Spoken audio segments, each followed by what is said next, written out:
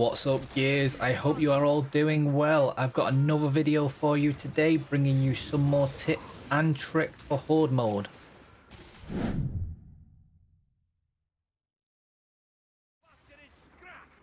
This is just a smaller video while I work on some other stuff as well. I've got 5 different tips, and here's what we're going to be looking at today. I'm also going to leave timestamps so you can skip ahead to the ones you are most interested in. Enjoy. I wanted to give you guys a list of what enemies you should prioritize collecting energy from, since all energy appears the same except for bosses. So I've got together a list of all the enemies in the game, the energy amounts they drop, how that is divided between a full team of 5, and the halved amounts of all these as well. These values are for the base 50 wave Horde mode and do change with some modes, but a tracker's never going to be worth more than a drone, that's going to be worth less than a scion, which is worth less than bosses. You get the picture. I haven't been able to find the energy dropped by the swarm sniper, so I do think this unit has been removed entirely from Horde, but leave a comment below if you do know what amount of energy this enemy drops. Anyway, prioritize bosses and mini bosses, then bigger enemies like scions, DR1s and pouncers, since these give more energy per enemy. Enemies like leeches, trackers and juvies are worth the least, and matriarchs, kestrels and swarmats are worth the most. If you have less than 5 players in your game, the amount of energy you will get will be somewhere between the solo and full team amount as well. But remember, energy gets halved after 30 seconds, so pick it up as soon as you can. If you've got challenges that require heavy weapon kills and just want to get them out of the way, this is one of the easy methods that works. Use the pilot or robotics expert's ultimate abilities to get these kills. Any weapons you equip on the silverback will count, as well as the kills that the robotic expert's ultimate summoned DR1 gets. However, bleed kills with either of these abilities don't count, just so you are aware. This isn't that useful anymore, but it's an easy way to quickly complete these challenges should you get them. I've wanted to cover energy taps in a lot of detail, so here is a quick breakdown of what energy taps do in each game mode, how much energy they give, how many taps you start out with, and the maximum number you can get, and how often you get these new taps.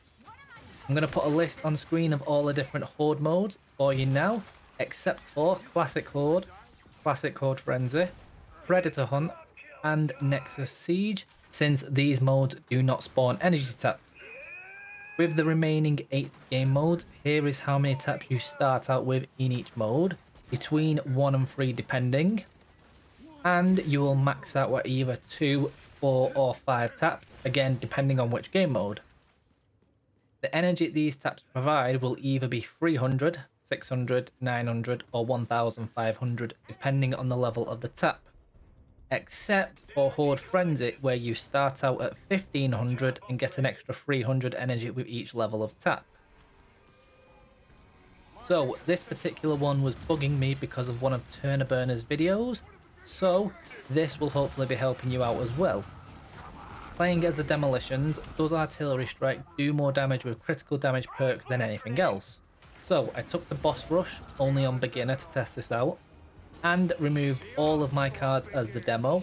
I then took a base value of damage for Artillery Strike, which was 11,250 damage.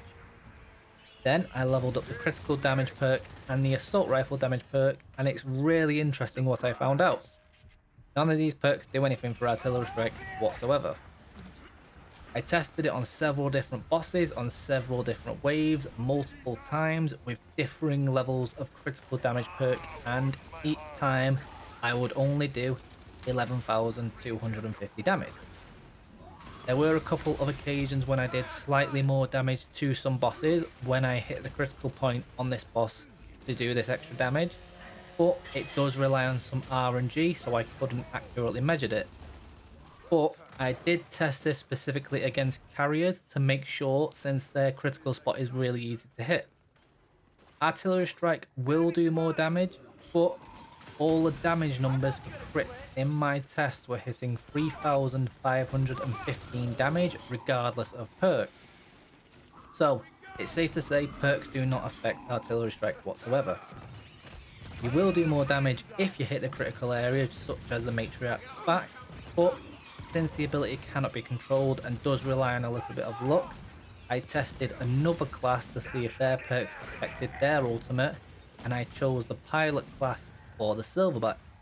But that did nothing once again for this class's ultimate, so I'm going to safely assume the same here, in that perks do not affect ultimate abilities whatsoever. However, this has led me on to something else which I will get into next. I wanted to know if having something like the custom Lancer GL skill card would affect artillery strike or melee damage, so I did the same test as earlier, taking a base value for melee damage as well, and then equipping the custom Lancer GL and custom Boomshot cards.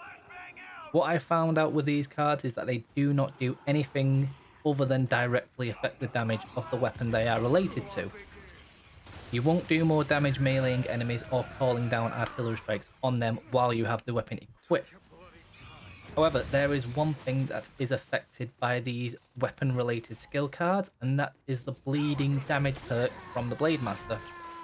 This class will deal 10 to 60% more bleeding damage with melee if you have the Nasher Mastery or Brutal Force card equipped and you melee an enemy with the weapon in your hand. A similar interaction occurs with the Protector's Bloody Blade and Nasher M45 skill cards. Meleeing enemies with the Nasher equipped on this class will also increase the bleeding damage of your melee attacks. So that's 5 more tips and slightly Mythbuster style things out of the way. Let me know which one of those you didn't know in the comment section below, and if you have heard any other myths or misconceptions while playing Gears. If you like this, then be sure to leave me a like on the video and subscribe to see more, but for now, have an awesome day Gears, and I will see you in the next one.